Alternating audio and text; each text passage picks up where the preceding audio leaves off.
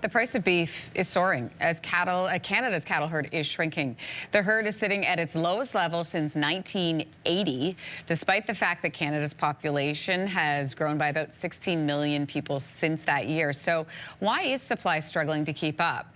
With me now to find out is Mike von Massow. He is a professor in the Department of Food, Agriculture and Resource Economics at the University of Guelph. Good morning. Good morning, Lindsay. Why is the cattle herd so low? Well, we had dry weather in Western Canada and in the Midwest of the U.S. The herd is small in the U.S. as well.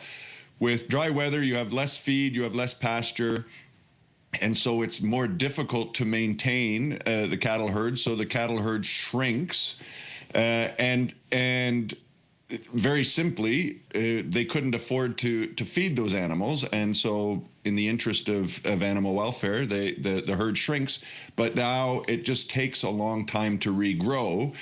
Cows are the factory of the beef industry, if you will, and if you have fewer cows, you have fewer calves. And fewer calves means less beef. And so it just takes a while. A calf has to be born, has to be kept, it has to grow to breeding age, and then it has to have a calf. So it just takes some time for the herd to come back. Yeah, it really is fascinating. And there's this full cattle cycle that I understand usually lasts, 10 to 12 years, moving from expansion to contraction before, restarting. The Canadian cattle herd grew on July 1st, I understand, for the first time since 2021. We're talking about a rise by 0.8%. So, Professor, is this a sign that we are entering the expansion phase?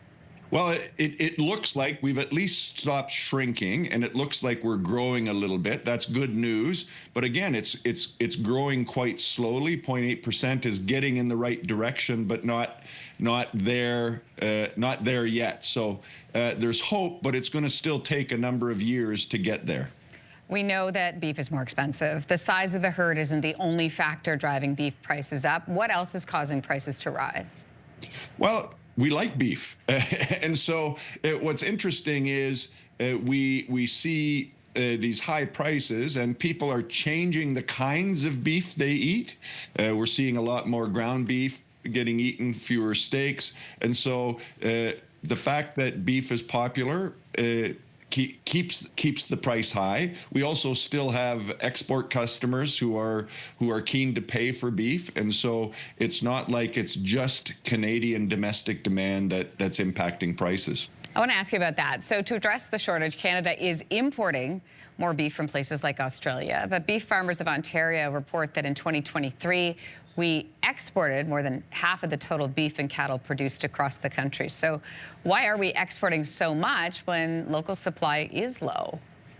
Well, we have existing relationships, and the truth is that if we shut them off, we might not get them back. So we're importing some cuts of beef, we're exporting some cuts of beef. So there are these flows that make sense. A lot of what comes in is to Eastern Canada. A lot of what goes out is from Western Canada, notwithstanding that we export some from Ontario as well.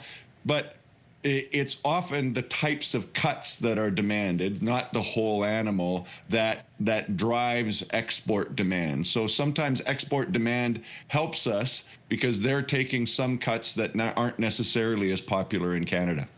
I'm back to the cost again. Beef prices rose nearly 10% in 2025. That is expected to continue increasing next year. So what needs to happen to bring some relief to consumers, or is this just a waiting game at this point? Well, unfortunately, I hate to be the bearer of bad news. It is a waiting game as the herd gets rebuilt, and I expect we'll continue to see some imports that will moderate those increases to a degree. The gap can't get too big, and as you said, we're starting to see slowly that herd get rebuilt. But you think about it: if a calf is born in the spring, and it's retained, then it's going to take a couple of years to get to breeding age, and then another year of gestation. It takes a while for those animals to get to the processing plant. Makes sense. Professor Mike von Massow, we appreciate your time this morning. Thank you. Thanks for having me. Have a great day. You as well. If you like that video, make sure to subscribe to the Your Morning YouTube feed, where you can find all kinds of new content posted every weekday morning.